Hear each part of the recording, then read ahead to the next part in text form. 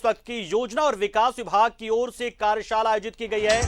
भारत के सतत विकास लक्ष्य और बहुआयामी गरीबी सूचकांक पर कार्यशाला का आयोजन किया गया है। नीति आयोग के प्रतिनिधि भी कर रहे हैं इसमें शिरकत। तो बड़ी खबर इस वक्त की हम आपको बता रहे हैं, एक वर्कशॉप का आयोजन किया गया है जिसमें किस तरीके से विकास के मानकों पर, विभिन्न मानदंडों पर हर विभाग आगे बढ़े, कैसे योजनाओं को जल्द से जल्द पूरा करें, उसके जरिए सतत विकास करें, कैसे बहुआयामी उसका लाभ लोगों को मिले, ये इसी को लेकर एक वर्कशॉप, एक कार्यशाला है।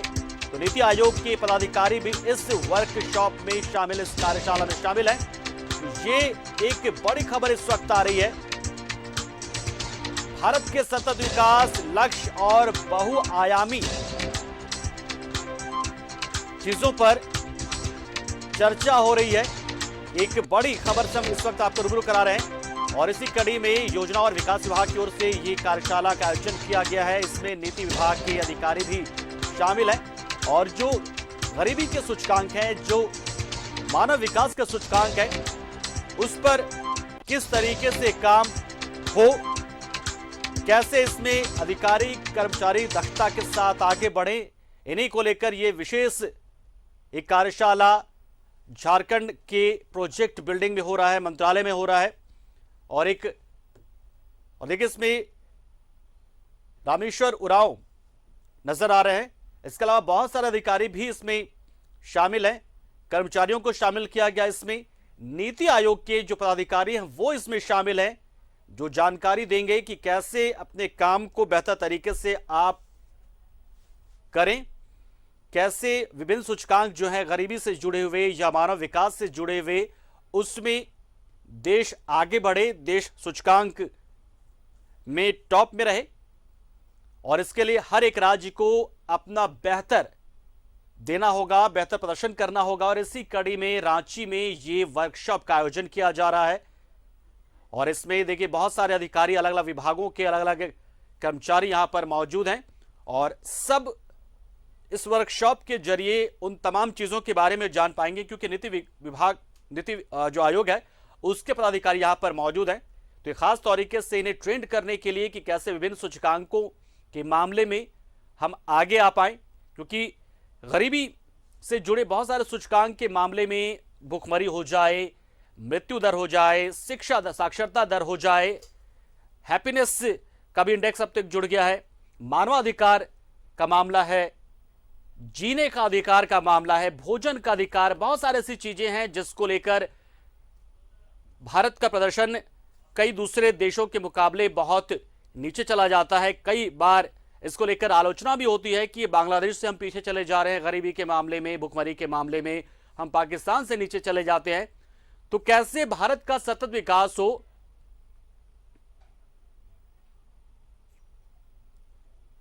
और यही एक लक्ष्य इसमें निर्धारित किया जाएगा कि कैसे विभिन्न सूचकांकों, देखिए तस्वीर हम आपको सीधी तस्वीरें दिखा रहे हैं। ये रांची के जो झारखंड मंत्रालय, जो प्रोजेक्ट बिल्डिंग में मंत्रालय है, उसी के सभागार में ये कार्यक्रम हो रहा है। एक जो वर्कशॉप है इसमें संवाद होगा, जो विशेषज्ञ हैं वो कर्मचारियों को, अधिकारियों को जानकारी देंगे, कर्मचारी अधिकारी सवाल पूछेंगे और जो विशेषज्ञ हैं, जो एक्सपर्ट यहां पर मौजूद हैं, वो जानकारी देंगे कि आप किसी योजना को कैसे इंप्लीमेंट करें कि उसका ज्यादा से ज्यादा लाभ लोगों को मिले, और कैसे बहुत सारे लोग जो है गरीबी रेखा से नीचे हैं वो गरीबी रेखा से ऊपर आ पाए। उन्हें इस तरीके से आप उन योजनाओं का लाभ दीजिए, इस तरीके से उन्हें अपने पैरों पर खड़ा कीजिए, सरकारी योजनाओं को इस तरीके से इंप्लीमेंट कीजिए। तो वो तमाम जानकारियां इस वर्कशॉप में दी जाएंगी। नीति आयोग के एक्सपर्ट यहां पर मौजूद हैं। तो जो बहुआयामी गरीबी सूचकांक हैं उसमें कैसे हम बेहतर करें, और इसी को लेकर तमाम राज्यों को अपना अपना बेस्ट परफॉर्मेंस देना पड़ेगा, और तभी जाकर फिर पूरे देश उन सूचकांकों पर बेहतर रैंकिंग में आ पाएगा, सुधार होगा उसमें, उसके रैंकिंग में। तो सतत विकास लक्ष्य, बहुआयामी जो सूचकांक है गरीबी से, उस पर यह कार्यशाला है आयोजित की गई है। नीति आयोग के पदाधिकारी इसमें मौजूद हैं एक्सपर्ट के तौर पर।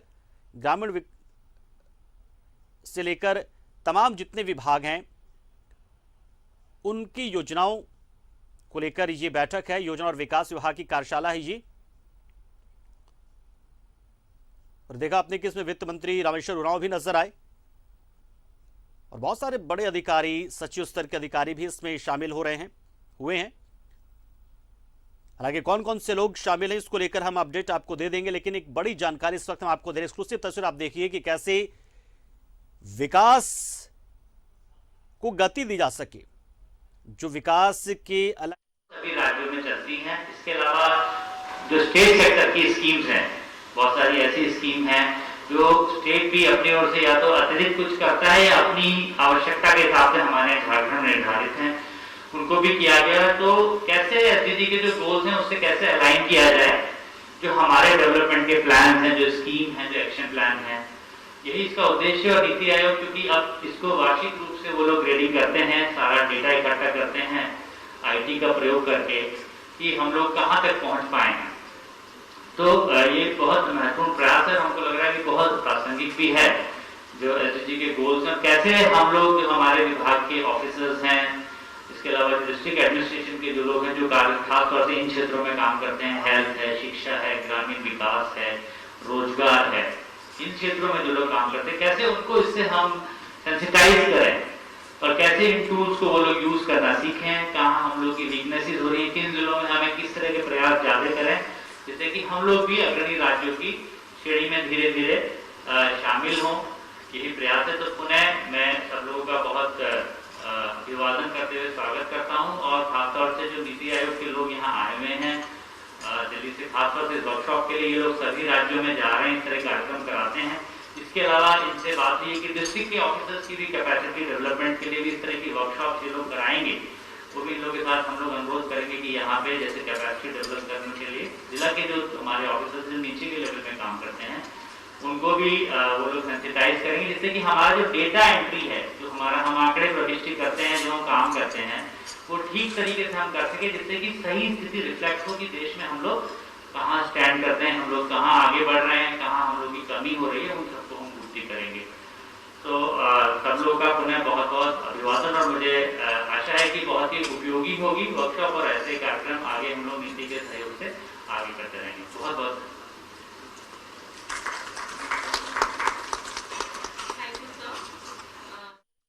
राज्यों में जाकर नीति आयोग की ओर से ये वर्कशॉप का आयोजन किया जा रहा है, जिसमें गरीबी के जो सूचकांक है उसमें कैसे राज्य बेहतर काम कर पाए, कैसे सूचकांक में रैंकिंग को सुधार पाए ताकि देश की रैंकिंग सुधरे उस मामले में। और इसलिए ये वर्कशॉप का आयोजन किया गया, जिसमें एक वर्कशॉप है ये और इसमें सीधा संवाद होगा। सीधा संवाद यानी कि एक्सपर्ट के साथ जो अधिकारी हैं वो इस पर, और देखिए आपको मंच पर जो विराजमान लोग हैं वो हमको उसकी जानकारी आपको दे रहे हैं। मुख्य सचिव देखिए आपको दिख रहे हैं यहाँ पर साफ, साथ ही वित्त मंत्री रामेश्वर उरांव दिख रहे हैं यहाँ पर। इसके अलावा नीति आयोग के प्रतिनिधि यहाँ पर मौजूद हैं एक्सपर्ट के तौर पर। और कार्यक्रम की एक विधिवत शुरुआत हो गई है और मंच पर बहुत सारे और भी लोग मौजूद हैं। इसके साथ साथ इस वर्कशॉप में बहुत सारे विभाग के अधिकारी भी शामिल हो रहे हैं ताकि वो अपने विभाग में जो योजनाएं चलती हैं उसको इंप्लीमेंट करने में, उसका क्रियान्वयन करने में, उसको धरातल पर उतारने में जो दिक्कतें होती है उससे जुड़ी वो जानकारी ले पाए। और देखिए कुछ विमोचन यहां पर हो रहा है किसी पुस्तक का, कोई हैंडबुक होगा ये, तो वो भी हम आपको बताएंगे कि क्या कुछ है। लेकिन फिलहाल एक बड़ा आयोजन आप इसे कह सकते हैं, जिसमें भारत के सतत विकास और भारत के जो आगामी लक्ष्य हैं और उसके साथ साथ जो गरीबी की जो बहुआयामी सूचकांक माने जाते हैं उसमें कैसे बेहतर परफॉर्म कर पाए राज्य, कैसे एक अच्छी रैंकिंग पर पहुंच पाए देश, इसी को लेकर ये वर्कशॉप। और देखिए एक बुकलेट, एक हैंडबुक है, इसका विमोचन किया गया है। इसकी जानकारी में हम आपको देंगे कि आखिर ये है क्या। लेकिन फिलहाल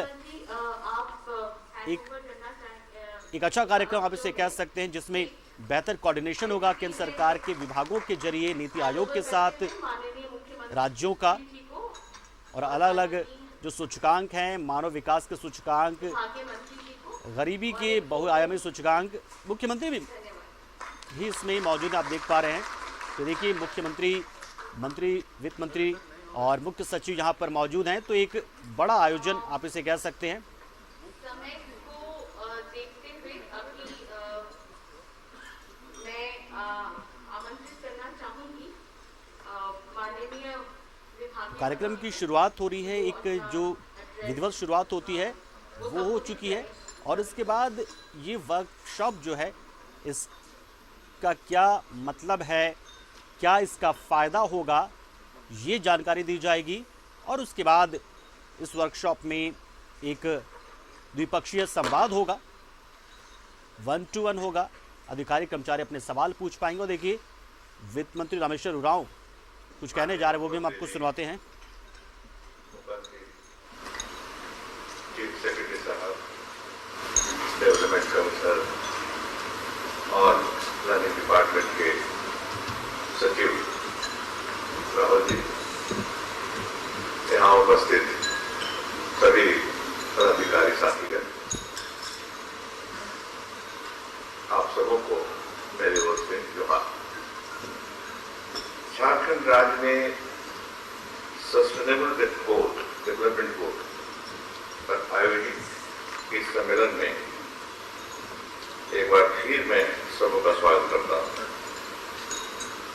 कोरोना महामारी की विषम परिस्थिति में यह राज्य में विचार विमर्श का प्रथम औपचारिक आयोजन हो रहा है। यह कहना मुझे प्रासंगिक प्रतीत हो रहा है कि सस्टेनेबल डेवलपमेंट गोल 2030 के लक्ष्य को प्राप्त करने के लिए हमें इसको समझना, आत्मसात करना और तदनुसार इसके लिए कार्य योजना तैयार कर इस पर लगातार कार्य करना पर जोर देना होगा। मैं इस तथ्य से भी अवगत हूं कि कोरोना से अत्यधिक प्रभावित होने के कारण हमें अपने लक्ष्यों को प्राप्त करने के लिए कई चुनौतियों का सामना करना है, क्योंकि इस महामारी ने राज्य को आर्थिक रूप से काफी पीछे धकेल दिया है। इसमें सबसे अधिक हमारे वंचित वर्ग को प्रभावित किया है, जिसके परिणाम स्वरूप पिछले एक दशक से लगातार विकास के बावजूद राज्य में गरीबी बढ़ रही है, बच्चे विद्यालय नहीं जा रहे हैं, राजकोषीय संसाधन घट रहे हैं और कर्ज का बोझ बढ़ रहा है। नियमित स्वास्थ्य सेवाओं पर काफी बुरा प्रभाव पड़ा है। इसके फलस्वरूप पोषण सेवाएं प्रभावित हुई हैं और बच्चों, किशोरियों तथा भारतीय महिलाओं को पोषण का शिकार होना पड़ा है।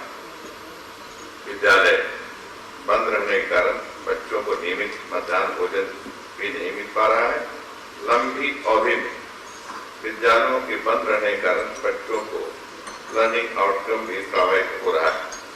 जब भी हमारी सरकार ने, मंत्री की सरकार ने इसको दूर करने का पूरा कोशिश किया, मिड डे मील की व्यवस्था की, स्कूलों में फिर जो नहीं रहे बच्चे आ सके उनके घर तक पहुंचाया गया।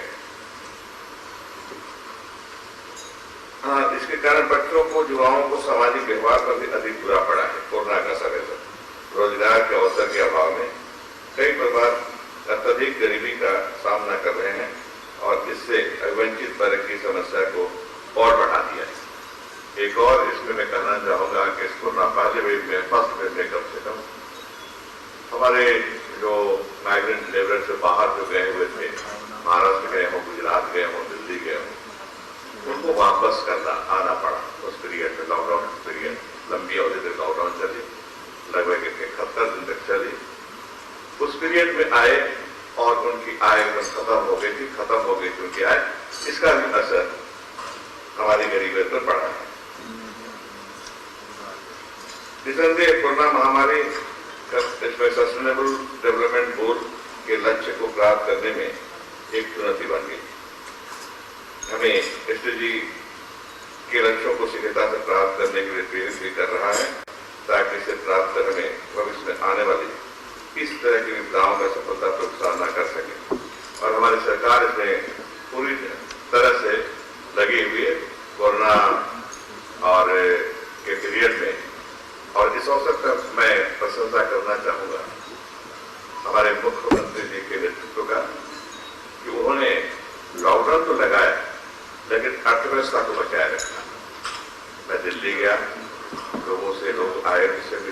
काफी प्रशंसा हुई कि देखिए आदमी के चलने पर पाबंदी लगाई गई झारखंड में, लेकिन अर्थव्यवस्था के जो आयाम है, कंस्ट्रक्शन के क्षेत्र में हो, मैन्युफैक्चरिंग के क्षेत्र में हो, इसमें प्लांट्स को बंद नहीं किया गया, हर तरह से जितने भी अर्थव्यवस्था के आयाम है उसको चालू रखा गया और लोगों को ताकि कोरोना फैले नहीं उसके लिए बंद रखा गया।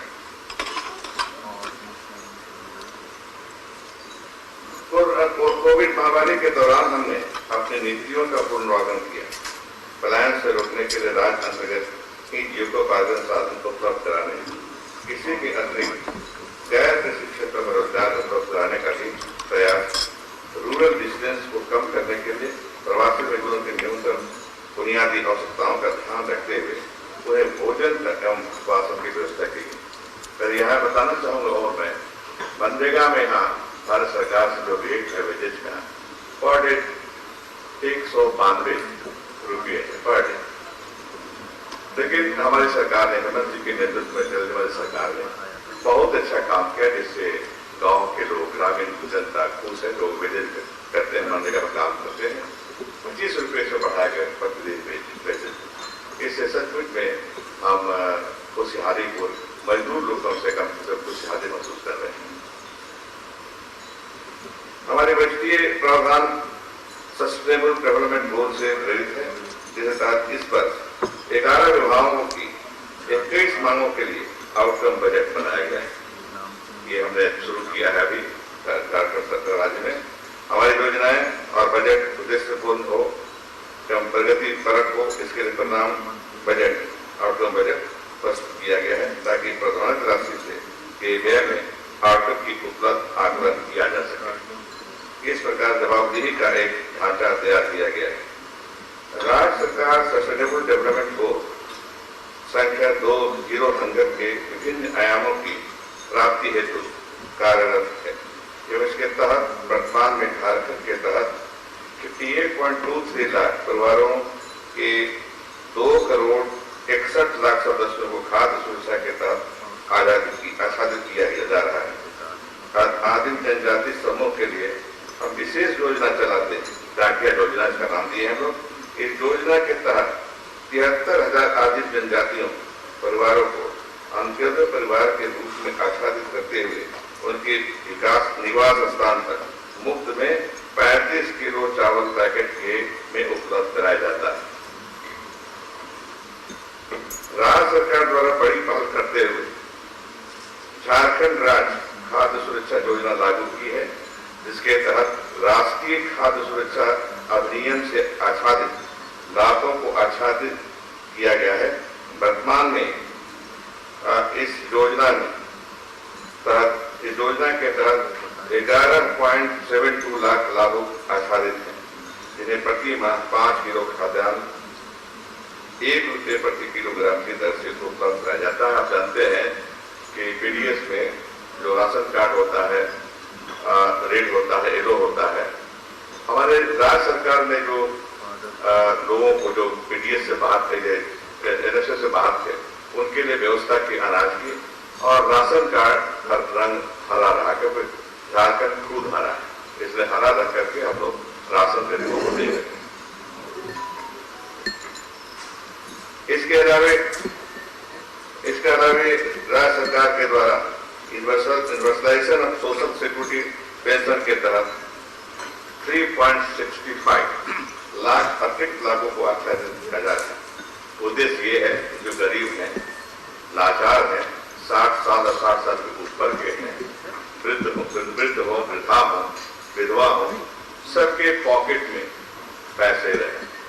पॉकेट में पैसे रहने से उनका जो क्रय शक्ति बढ़ जाती है, बाजार बढ़ जाता है, फिर आर्थिक गतिविधि समाज में बढ़ जाती है, अर्थव्यवस्था बढ़ जाती है।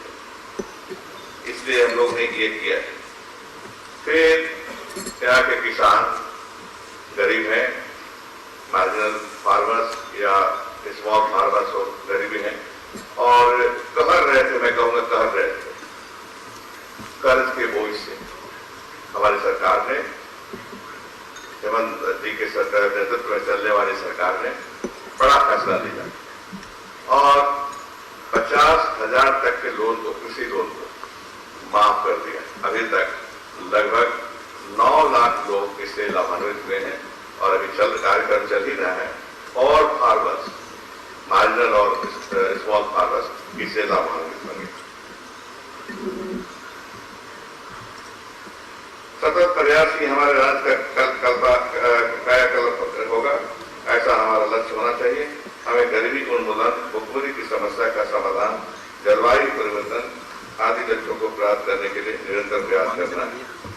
जैसा कि आप सभी जानते हैं, सस्टेनेबल डेवलपमेंट गोल 2030 के लक्ष्यों को प्राप्त करने के लिए हमने अपनी योजनाओं में इसे शामिल करना प्रारंभ कर दिया है। वित्तीय वर्ष से सरकार ने आउटकम बेस्ड बजट बनाना प्रारंभ कर दिया है और इसके तहत इस बार प्रमुख 11 विभागों का आउटकम बेस्ड बजट तैयार किया गया है ताकि प्रावधानित राशि से आउटकम की उपलब्धि का आकलन किया जा सके। इस प्रकार जवाबदेही का ढांचा तैयार किया गया है। 11 विभागों को लगभग 430 योजनाओं को सस्टेनेबल डेवलपमेंट गोल से संबद्ध किया गया। सस्टेनेबल डेवलपमेंट गोल 2030 के सामाजिक, आर्थिक एवं जलवायु से संबंधित लक्ष्यों के लिए राज्य में कुल बजट का लगभग 39% प्रदान किया गया है। सस्टेनेबल डेवलपमेंट गोल से संबद्ध करते हुए राज्य के विकास के संकेतों को भी तैयार किया जा रहा है। हमें एसडीजी के लक्ष्यों को प्राप्त करने के लिए बहुआयामी प्रयासों की आवश्यकता है, जो हमारे कार्यक्रम में निरंतर सुधार करते हुए अधिक से अधिक उपलब्धि हासिल करने में मददगार होंगे। इस अवसर पर मैं योजना सचिव श्री राहुल शर्मा जी, विकास आयुक्त श्री अरुण जी और ब्यूरोक्रेसी के नेतृत्व करने वाले चीफ सेक्रेटरी साहब को बहुत बहुत धन्यवाद देता हूं। मैं माननीय मुख्यमंत्री जी को विशेष रूप से धन्यवाद देना चाहता हूं, जिन्होंने इसमें अपनी विशेष रुचि दिखाई है। मैं आश्वस्त हूं कि इनके ऊर्जावान नेतृत्व से हम निसंदेह एसडीजी के निर्धारित मानकों को प्राप्त करने में सफल होंगे। एक बार फिर आप सबों को बहुत बहुत धन्यवाद।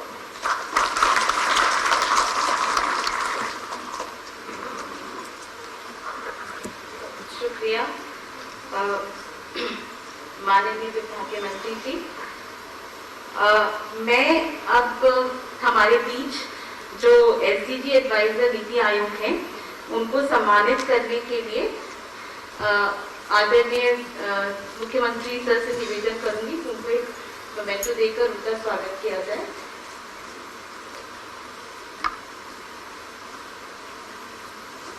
तालियां please. Sanyukta ji IAS officer हैं और उनको 2 डिकेड से ज्यादा का एक्सपीरियंस है डेवलपमेंट एडमिनिस्ट्रेशन में।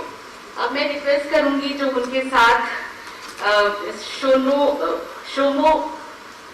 शोमो जी, जो एसडीजी शोमो गोहा, जो एसडीजी एडवाइस ऑफिसर हैं, आपका भी झारखंड में स्वागत है और इस प्रोसेस में हेल्प करने के लिए धन्यवाद। और विष्णु जीपी हैं जो यंग प्रोफेशनल हैं, उनका भी हम स्वागत करते हैं झारखंड में और आपका सहयोग हम अपेक्षित रखेंगे आगे भी एसडीजी से लेकर। धन्यवाद। अब मैं माननीय मुख्यमंत्री जी से रिक्वेस्ट करती हूँ कि प्लीज वो आए और अपना संबोधन दें सभी को। धन्यवाद।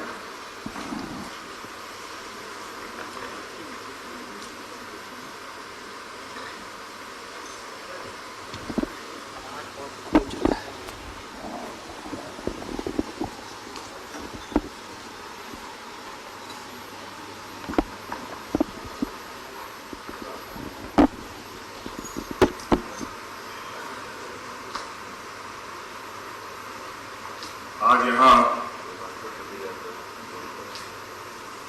झारखंड के इस प्रोजेक्ट बिल्डिंग के सभागार में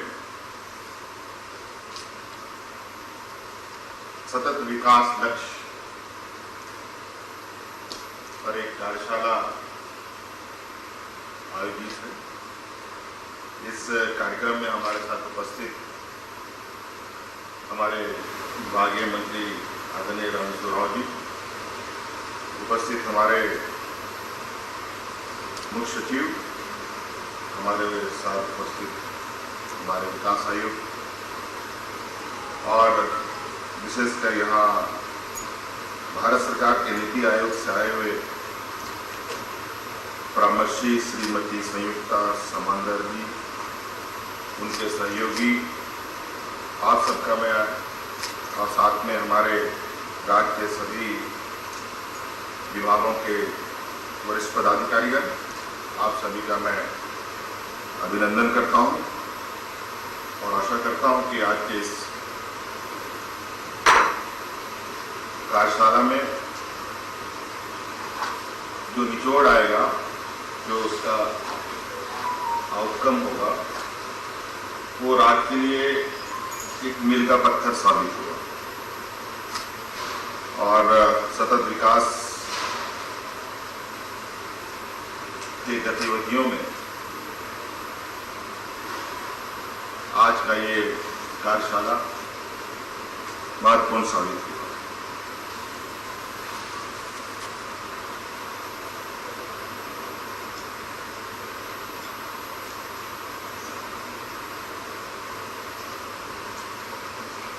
जैसे कि मैं आपको बताना चाहूँगा कि दुनिया के 193 देशों ने सर्वसम्मति से 17 सतत विकास एक सेट के साथ सतत विकास 2030 के एजेंडे को अपनाया है और इसी को लेकर विभिन्न राज्यों में इसकी कार्यशाला आयोजित है और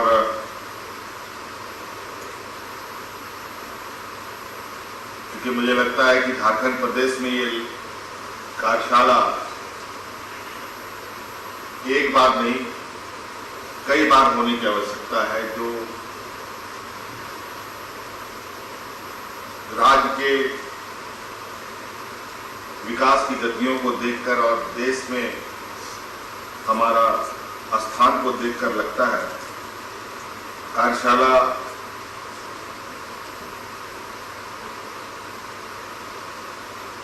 निश्चित रूप से आवश्यक है और क्योंकि ये राज्य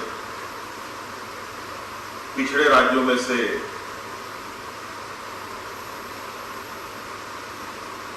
ये राज्य गिनती में आते हैं और आज विकास के पैदान पर हम लोग मात्र 3 अंक ही आगे बढ़ पाए हैं। ये थोड़ा चिंता का विषय है। 20 साल हो गए कि हमारे इस राज्य को अलग हुए। अगर शायद ये राज्य अलग नहीं होता तो आज हम पायदान के सबसे निचली कड़ी पर बिहार से एक पायदान ऊपर अपने आप को देख रहे हैं। जो आंकड़े SDG इंडिया की इस खूबसूरत किताबों में छपा है, इतनी मोटी किताब कहाँ से शुरू करूँ, मुझे थोड़ा कुछ पन्ने देखने को मिला तो उसमें मैं समझने की कोशिश कर रहा हूँ और थोड़ा आज मेरे साथ मेरा व्यक्तिगत कारणों की वजह से मैं इसमें तैयारी नहीं कर पाया, लेकिन जो मूल रूप से मोटी मोटी बातें आज की कार्यशाला का मुझे लग रहा है जो बताया गया है, इससे कैसे राज्य में भुखमरी समाप्त की जाए, सभी को शिक्षा स्वास्थ्य कैसे उपलब्ध कराया जाए, स्वच्छ पेयजल कैसे उपलब्ध कराया जाए, लोगों की आय में कैसी बढ़ोतरी हो,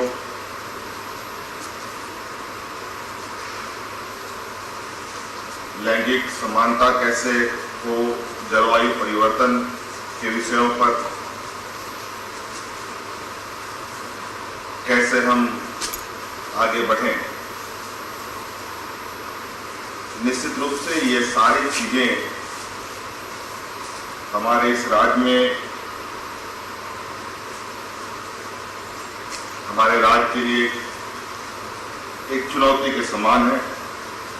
फिलहाल थोड़ा जलवायु परिवर्तन को लेकर नहीं, लेकिन ये भी कुछ दिनों के बाद जलवायु परिवर्तन को लेकर के भी हमारे राज्य में भी बड़ी संकटें पैदा होंगी। ऐसी स्थिति धीरे धीरे बनने की स्थिति पर मुझे लगता है इस राज्य में अधिक फोकस हम लोगों ने माइंस एंड मिनरल्स के इर्द गिर्द भी किया है, और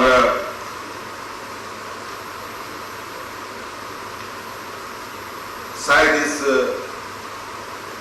राज्य के जो आदिवासी, दलित, वंचित लोग हैं, जिसको सरकार की सबसे अधिक जरूरत है, वो शायद आज के दिन में भी कहीं ना कहीं कई सवालों से घिरे हैं। योजनाएं बन रही हैं, बजट भी बनता है, लेकिन वास्तविक धरातल के चेहरे कुछ और। ये तो रहा सामान्य वक्त की बात, लेकिन रहा कसर इस कोरोना ने भी पूरा कर दिया। 2 साल से ज्यों का त्यों हम लोग खड़े हैं। हमारी तो स्थिति पहले से ही बुरी रही है। जो देश के अग्रणी राज्य हैं, उनकी भी स्थिति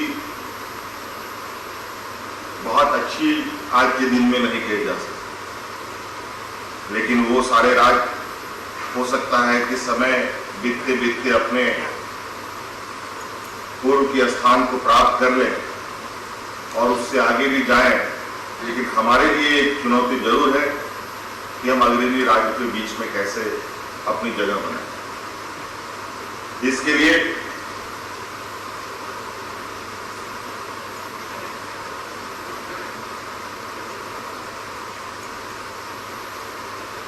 जिम्मेदारी, रिस्पॉन्सिबिलिटी सरकार की होती है। सरकार में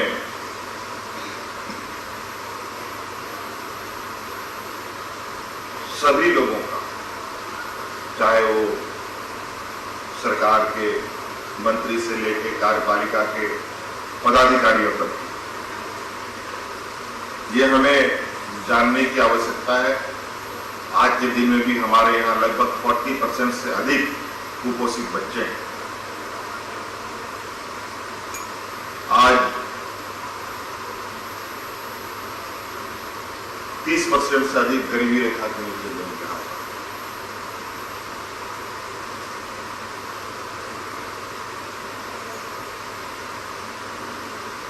आंकड़ों के माध्यम से 10 लाख के लगभग लोग राज्य से बाहर मजदूरी करने जाते हैं।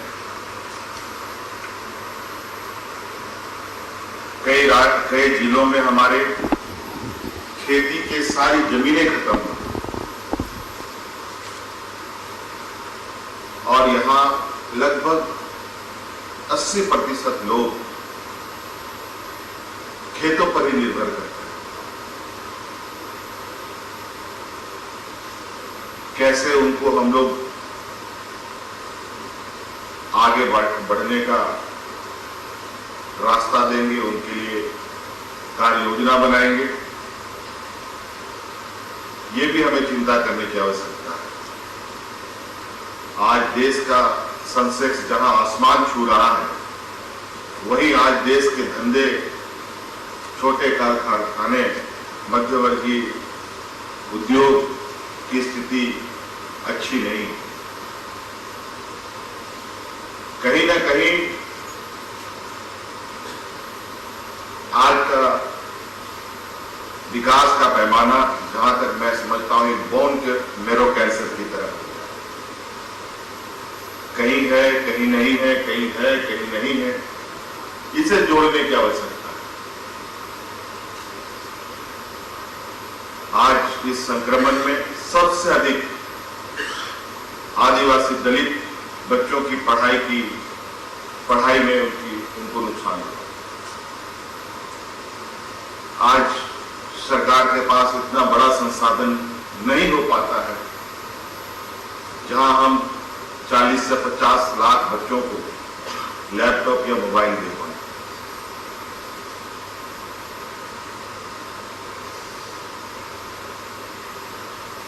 वक्त गुजर रहा है, सामाजिक ढांचे भी बदल रहे हैं। आज व्यक्तिगत चीजों के साथ ही लोग आगे बढ़ते हैं। एक सामाजिक बंधन में कमी आई है। ऐसे स्थिति में हमें एक एक व्यक्ति पर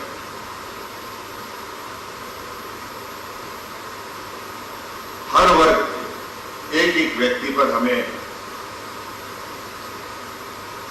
सोचना होगा।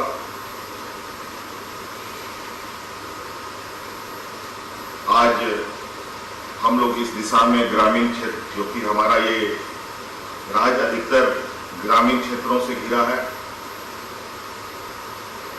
थोड़ा यहाँ का भौगोलिक चुनौतियां भी हमारे सामने खड़ी रहती हैं।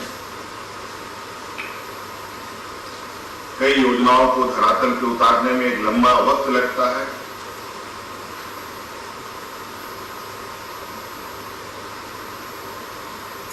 इसमें गति कैसे आए, निश्चित रूप से हमें लगता है हमें बहुत ही गंभीरता के साथ इस कार्यशाला को समझना होगा और विशेष हमारे कार्यपालिका, जो हमारा राज्य का सारी व्यवस्थाओं को धरातल पे ले जाने की जिम्मेवारी रखते हैं।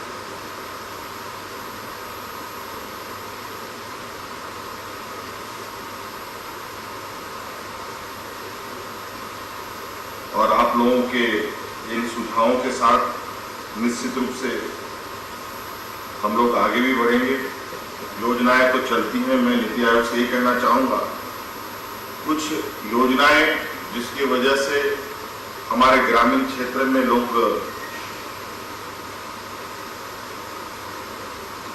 को हम लोग उनके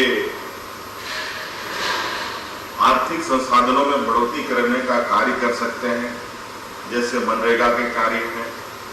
लेकिन दुर्भाग्यवश यह है कि मनरेगा में जो वेजेस हैं,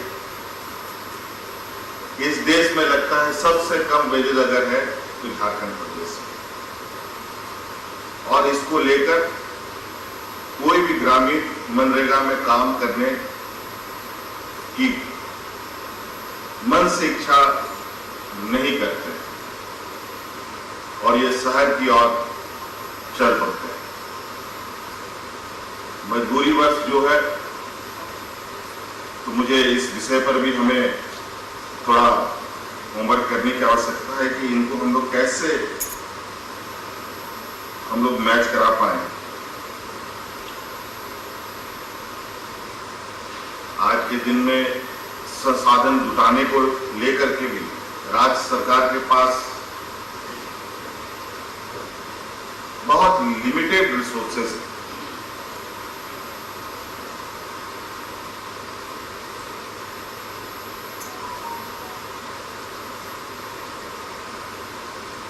कई सस्टेनेबल ग्रोथ की बात अगर हम करें तो इसके लिए कहीं ना कहीं पेड़ की जड़ों को हमें मजबूत करने की आवश्यकता है, ना कि टहनी और पत्तियों को मजबूत करने की आवश्यकता। जड़ें मजबूत होंगी तो स्वाभाविक रूप से पेड़ भी अच्छा होगा, पत्ते टहनी भी आएंगे और आंधी तूफान से भी बहुत ज्यादा असर नहीं पड़ेगा। हम लोगों ने ग्रामीण क्षेत्रों में ग्रामीणों की आय में वृद्धि कैसे हो, उनकी परचेजिंग पावर कैसे बढ़े। जब तक लोगों के हाथ में पैसे नहीं होंगे, अर्थव्यवस्था की साइकिल भी आगे नहीं बढ़ पाएगी और लोगों की दशा में भी बदलाव नहीं होगा। इसलिए हम लोगों ने मुख्यमंत्री पशुधन के माध्यम से लोगों को कम्युनिटी फार्मिंग करने के लिए, चाहे वो एग्रीकल्चर में हो, चाहे वो एनिमल फार्मिंग में हो, फिशरीज में हो। अभी हम लोगों ने एक प्रयास किया है फिशरीज को लेकर, काफी थोड़ा यहाँ पर हम लोगों ने मूवमेंट किए हैं, तो फिशरी को लेकर थोड़ा सा पॉजिटिव लोगों में ये आया है, जिससे लोग लाभान्वित भी हो रहे हैं। हमारे पास जो कोर साइट है, जो हमारे इस राज्य में mines and minerals, coal and iron, इसका व्यापार तो लास्ट 100 ईयर्स से हमारे इस राज्य में हो रहा है। इसका बहुत अच्छा बेनिफिट राज्य को मिल पाया, ये कहना थोड़ा टफ होगा, क्योंकि आज के दिन में भी खनिज जहां से निकलते हैं उन जगहों पर लोगों को लाल पानी पीने के लिए मजबूर होना पड़ता है। कई जगह राज्य सरकार अपने तरीके से कार्य योजना नहीं बना सकती। कोल इंडिया के क्षेत्रों में सरकार ना पाइपलाइन बिछा सकती है, ना इंदिरा आवास दे सकती है, ना स्कूल बना सकती है, ना कुछ कर सकती है, ना मनरेगा की योजनाएं चला सकती है। तो इन सब चीजों को भी ध्यान रखना होगा। हमारे यहाँ यूरेनियम जो भारत सरकार उसका खनन करती है, आज के दिन में उन क्षेत्रों में वहां के लोग, वहां के बच्चे अपंग पैदा हो रहे हैं। ये हमारे लिए वरदान है कि अभिशाप है, ये भी हमें चिंता करने की आवश्यकता है। तो कई ऐसे चीजें हैं जहां अगर हम सही प्रबंधन, सही कार्य योजना बनाए तो शायद इस राज्य को आगे बढ़ने से नहीं रोका जा सकता है, लेकिन थोड़ी सी नजरअंदाज इस राज्य के लिए बहुत बड़ा नुकसान बनता है।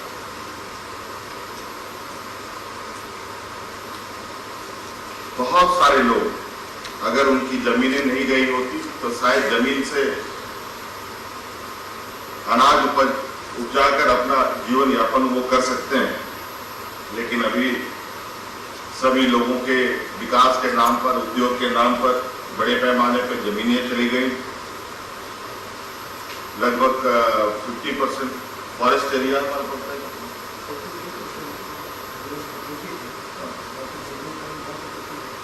50% लगभग हमारा जंगली क्षेत्र है, जहां पर आज के दिन में फॉरेस्ट एक्ट इस तरीके से है, ना वहाँ सड़कें बन पाती है, ना कोई आधारभूत संरचना हम कर पाते हैं, ना वहाँ के लोगों को वहाँ के वन उपज से कोई मदद पहुँचा पाते हैं। आज के दिन में भी भारत सरकार के द्वारा जो फॉरेस्ट प्रोड्यूस का जो रेट है वो इतना कम है कि उसको लेकर के भी आज लोगों को जो परंपरागत तरीके थे लोगों के, उससे उनको आगे बढ़ने का मौका वो भी बहुत मुश्किल में है। तो कई ऐसी चीजें हैं, क्योंकि यहाँ आदिवासी बहुल क्षेत्र में आदिवासी सदियों से जंगलों में ही रहे और जंगलों के ही वन उपज से उनका जीवन यापन भी चला, और कई बार ऐसे ऐसे कानून भी बने जहां उन लोगों ने उस कानून के दायरे में, कानून की वजह से उनको कई मुसीबतें झेलनी पड़ी। कभी कानून फॉरेस्ट का ऐसा बना कि अगर वन उपज की कोई चीजें बाजार में आती है तो उनको जेल जाना पड़ता है। किसी पेड़ के फल को अगर वो बाजार में बेचते हैं तो उनको पुलिस हिरासत में ले लेती है, पता चला उन पेड़ों की कटाई हो गई, सफाई हो गई। तो ऐसे चीजें करने से थोड़ी सी यहाँ के जो मुझे लगता है कि यहाँ के लोगों की जो माइंडसेट है, अगर यहाँ के झारखंड के लोगों को सोनार बनाने की अगर हम योजना बनाना शुरू करेंगे तो नेक्स्ट जो उनका असर कि झारखंड का कभी विकास हो सकता है। अगर हम एग्रीकल्चर में जाएं, एनिमल हस्बेंड्री में जाएं, इन सब चीजों में यहाँ के लोग पावर प्लांट नहीं चला सकते, यहाँ के लोग स्टील प्लांट नहीं चला सकते, यहाँ के लोग नौकरी कर सकते हैं, मेहनतकश लोग हैं, खेती बाड़ी कर सकते हैं। कई ऐसी चीजें हैं और भी राज्य हैं जहां तक मैं देख रहा हूं, जहां लोग अपने सभ्यता संस्कृति के माध्यम से आगे बढ़ रहे हैं। अगर टूरिज्म को देखें, हमारे राज्य में अपार टूरिज्म की संभावनाएं हैं। कई ऐसी चीजें जो आज के दिन में भी हम लोगों ने उनको नहीं टच किया है, लेकिन इस राज्य में कार्य योजना बनाने से पहले यहाँ के लोगों के मनोदशा को भी समझने की आवश्यकता है कि किस और इस राज्य को ले जाया जा सकता है और क्या इनके लिए फॉर्मूला बनाया जा सकता है। ये नहीं कि हम एक जैसा ही फॉर्मूला पूरे राज्य में लगा पूरे देश में लागू करके आगे बढ़ पाएंगे। ये भी मुझे लगता है एक चुनौती होगा और शायद इसलिए अलग अलग राज्य में जाकर के एक कार्यशाला आयोजित है। नीति आयोग के लोग यहाँ पर उपस्थित हैं, आए हैं और हम बताएं, हमारे पदाधिकारी इस बात को स्ट्रांगली अंकित करें कि इस राज्य की मूल आवश्यकता क्या है, मूल समस्या क्या है, तभी इस समस्या का समाधान हम निकाल पाएंगे और आगे बढ़ पाएंगे। इसलिए बातें बहुत है, थोड़ा सा आज मैं व्यक्तिगत कार्यक्रम में थोड़ा व्यस्त हूँ, इस वजह से आज मैं आप लोग के इस महत्वपूर्ण कार्यक्रम में अटेंड नहीं कर पाऊंगा।